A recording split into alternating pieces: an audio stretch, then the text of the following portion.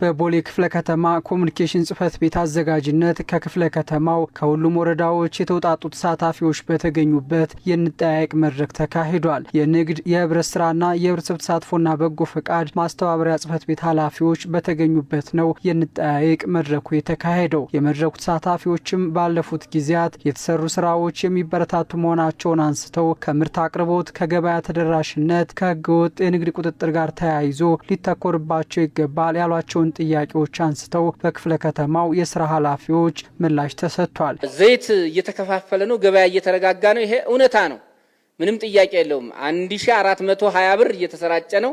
ነጋዴው 1800 ብር ነው። የ400 ብር ልዩነት ማለት ቀላል ነገር አይደለም። ነገር ግን ሸማቾች አካባቢ ቦርዱ ምን ይላል? ላባሌ ነው የምሰጠው ይላል። ህብረት ስራ ጽህፈት ቤትና ንግድ ጽህፈት ቤትም ለህብረተሰቡ አሰራጩ ይላል። ከፍተኛ ሽኩቻ አለ። ከዘይት አቅርቦት ጋር በተያያዘ የድጎማ ዘይት ሲመጣ ለአባላቱ ነው የሚሰጠው። የስኳር ምርትም ሲመጣ ለአባላቱ ነው የሚሰጠው። ከዛ ውጪ ፈሳሽ ዘይት ሲመጣ ግን ማንኛውም ሰው ገብቶ የመግዛት ነገር አለው።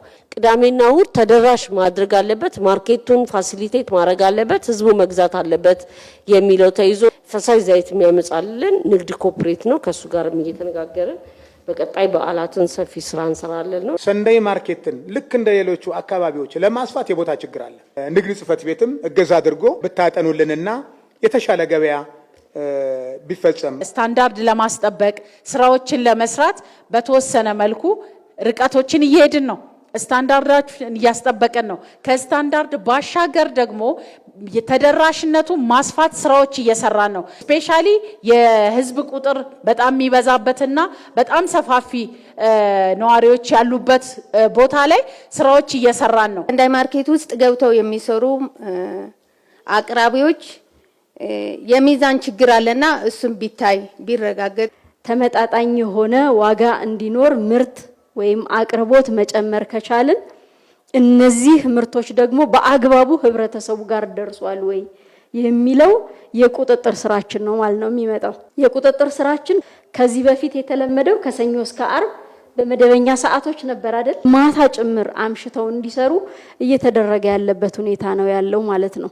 ይሄ ለሰንደይ ማርኬትም ለመደበኛ ንግዶችም ጭምር የሚያገለግል የተጀመረ ውጤታማም እየሆነ የመጣ ስራ ነው። ከተማዋ ባህል እያደረገች በመጣችው የበጎ ፈቃድ ስራ የበርካታ አቅመ ደካማ ዜጎች ችግርን ያቃለሉ ስራዎች መሰራታቸውን ያስታወሱት የክፍለ ከተማው ነዋሪዎች አሁንም ዝቅተኛ ገቢ ያላቸው የህብረተሰብ ክፍሎች የመኖሪያ ቤት ተጠቃሚ የሚሆኑበት እድል እንዲመቻችም ጠይቀዋል። የክፍለ ከተማው ህብረተሰብ ተሳትፎና በጎ ፈቃድ ማስተባበሪያ ጽህፈት ቤትም የተጀመሩ ስራዎች ተጠናክረው ይቀጥላሉ ብለዋል። እናቶች፣ ብዙ አባቶች አቅመ ደካሞች አሉ። በጎ ጽህፈት ቤት በማስተባበር ህንጻ ቢገነባልን ለህብረተሰባችን እንደ መንግስትም ይሄን ይዘን በተለይ በዝቅተኛ የኑሮ ደረጃ ላይ ያሉ የህብረተሰብ ክፍሎች የእድሉ ተጠቃሚ እንዲሆኑ ያው ሰፋፊ ስራዎች እየተሰሩ ነው ማለት ነው። የንጠያየቅ መድረኩ በልማትና በመልካም አስተዳደር ስራዎች ከነዋሪዎች ጋር ተቀራርቦ ለመስራትና ችግሮችን ለመለየት ያግዛል ያሉት የክፍለ ከተማው ዋና ስራ አስፈጻሚ ዶክተር እሸቱ ለማ የተነሱ ጥያቄዎችንም የእቅድ አካል አድርገን እንሰራባቸዋለን ብለዋል። ዋችን ጋር ስንገናኝ ቆይተናል።